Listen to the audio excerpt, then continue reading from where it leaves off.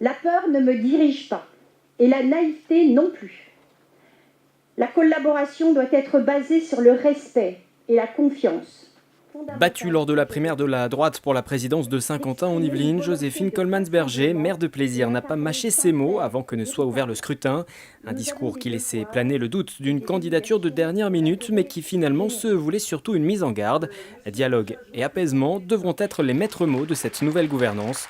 Jean-Michel Fourgousse, élu quelques instants plus tard, n'a pas manqué de lui répondre en insistant sur son état d'esprit qu'il dit fédérateur.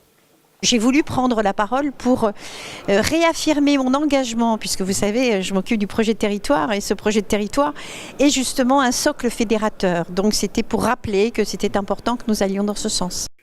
Élu par 38 voix sur 74 possibles, le nouveau président a été opposé lors du vote au maire socialiste de Magny-les-Hameaux, Bertrand Houillon.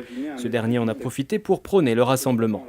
Je sais d'ailleurs le désarroi d'un certain nombre d'entre vous depuis plusieurs semaines à l'approche de ce Conseil communautaire.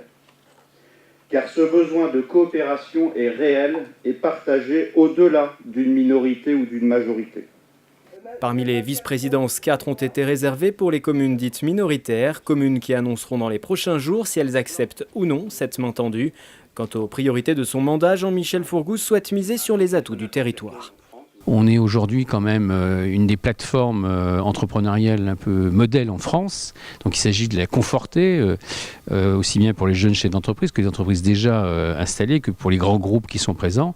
Également développer, d'être une plateforme d'exemplarité aussi au niveau universitaire. Il faut qu'on ait un modèle éducatif de l'enseignement supérieur qui soit qui nous place dans le fameux classement de Shanghai, dans le top 20. Et on est en train d'organiser bien sûr ces choses.